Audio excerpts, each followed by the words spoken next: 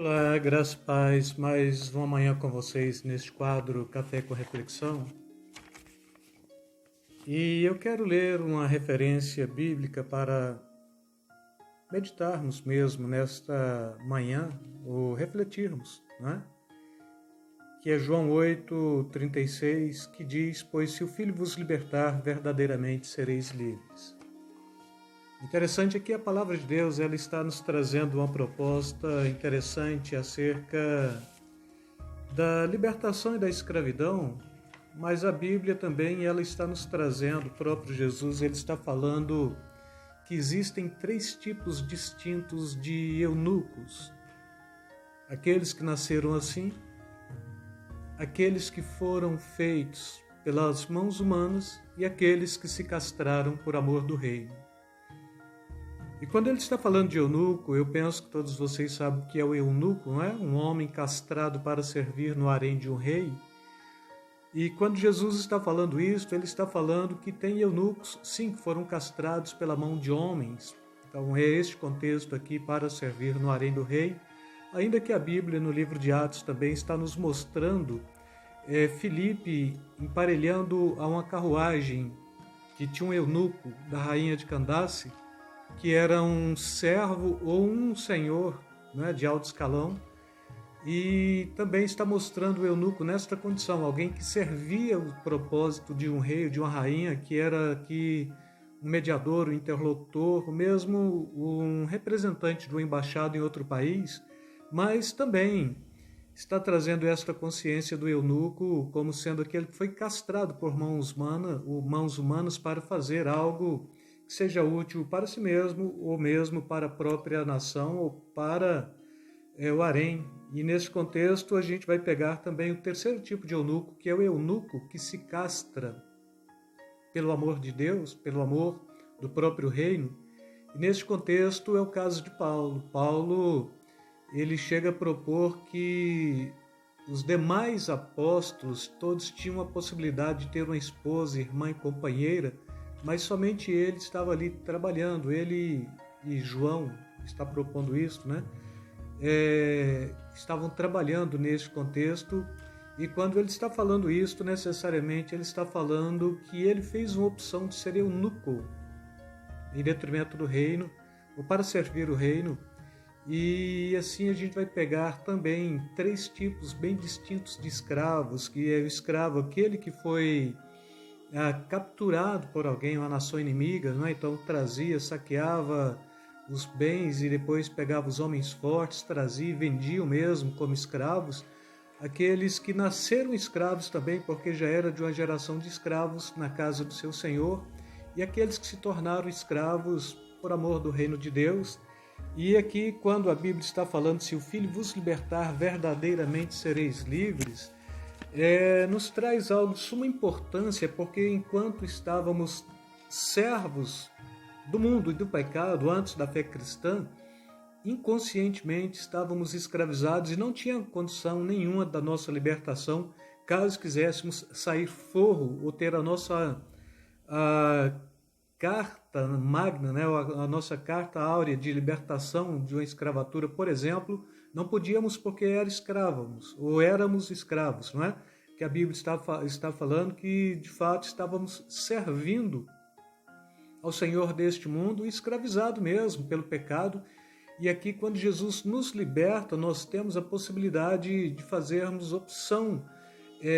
por esta libertação ou nos tornarmos escravos. Mas aqui o interessante é que quando ele nos liberta mesmo, isso é pela fé. Então a pessoa, o cristão, ele se torna livre pela fé. E quando liberto pela fé, a proposta é que este conceito do escravo que servia inconscientemente, ou que era posto na condição de escravo porque tinha sido trazido cativeiro, este escravo ele faz opção de ficar servindo ao Senhor. Aí tem uma frasezinha: o dever de uma pessoa livre é correr para o seu Senhor, não é? Então, o dever de uma pessoa que for liberta é correr para o seu Senhor. E depois a sequência vem: pois se o Filho do Homem vos libertar, verdadeiramente seremos livres. Então, a nossa libertação total e completa, ela está na nossa capacidade de sermos servos do Senhor, que é meio antagônico. E o salmista Davi, ele traz o conceito aqui interessante, porque ele diz que sacrifícios e ofertas não quisestes, antes a minha orelha furastes. E quando ele está propondo isto, ele está propondo a condição de um escravo que na lei era chamado escravo de orelhas furadas, que era aquele escravo que quando vencia o seu período ali, o ano sabático, que podia ser posto em liberdade, ele fazia opção de querer ficar na casa do seu senhor, porque então ele tinha adquirido ali família, uma esposa, filhos, e o senhor era bom e ele achava bom então ficar naquela condição, porque ele tinha encontrado dignidade e ele estava sendo dignificado em poder servir e ter a sua família. O Senhor pegava ele, levava ante os anciãos da cidade e o próprio sumo sacerdote também, e quando entrava em acordo, então se velava, pegava alguma coisa de furar mesmo e se velava, abria um buraco na orelha daquele escravo, e este escravo, ele então tinha a orelha furada e de longe uma pessoa olhava para ele e percebia que de fato, por ter uma orelha furada, ele era um escravo que estava servindo por amor do seu senhor, e com isto trazia o conceito interessante também de que ninguém podia tocar nele porque ele já tinha dono.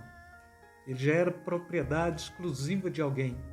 E a Bíblia diz que nós somos propriedade exclusiva, né, de Deus. E nesse contexto a gente vai perceber que quando o Senhor nos liberta, o primeiro dever da alma liberta é procurar o seu Senhor, porque se o Senhor vos libertar, verdadeiramente sereis livres. E aqui, quando de fato estamos servindo com integridade, com interesse, valorizando o reino de Deus como o reino de Deus, se tem uma coisa que de fato o mundo vê de longe e mesmo as trevas veem de longe, é que nós temos uma orelha furada, nós pertencemos a alguém, nós servimos por amor, e aqui servir por amor indica também propor que o servo do Senhor, o termo escravo, servo é o mesmo, na palavrinha grega é doulos, não é?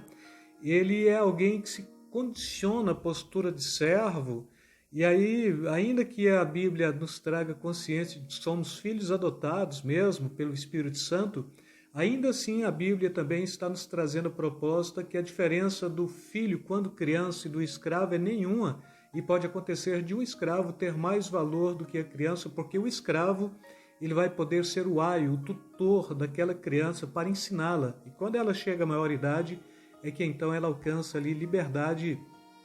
ou autonomia para ser dono ou apropriar-se daquilo que os pais deixaram para que ele herdasse, e aí sim ele vai ser senhor daquele escravo, né? E no contexto de filhos, também nós servimos, e aí a Bíblia está falando de Tecnon e de uitesia. Tecnon é o filho que amamenta ainda, a criancinha de colo, e uitesia é aquele que foi colocado na condição de filho, né? E aí não tem dificuldade nenhuma de sermos colocados na condição de filhos, procurando alcançar a nossa varonilidade, a estatura da medida de Cristo. Então significa que ainda somos não mais criancinhas de colo,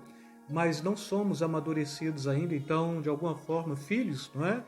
Mas que já tem a posição de decidir, de opinar, mas de alguma forma nos sentimos bem na mesma condição daquele que é posto como escravo, como servo, porque então servo do Senhor, este é abençoado, servo do Senhor, este é enriquecido, servo do Senhor é este que compreende que a melhor opção é estar ali servindo na despensa do Senhor, né? Dispenseiros de Cristo, sendo um bom mordomo, mordomo fiel, aquele que granjeia bem as minas que o Senhor deixou para que pudéssemos granjeá-lo, e quando o Senhor voltar a entregar e falar, Senhor, aqui está, me destes tantas minas e eu estou aqui neste contexto, então, devolvendo estas, porque eu trabalhei com as tuas minas e granjeei outras mais, e para ouvir do Senhor mesmo, bom servo e fiel, né? No pouco fostes fiel, no muito te colocarei, entra para o descanso do teu Senhor, né? Então esta é a palavra que todos nós queremos aguardar de Deus mesmo, na premissa de que, de fato,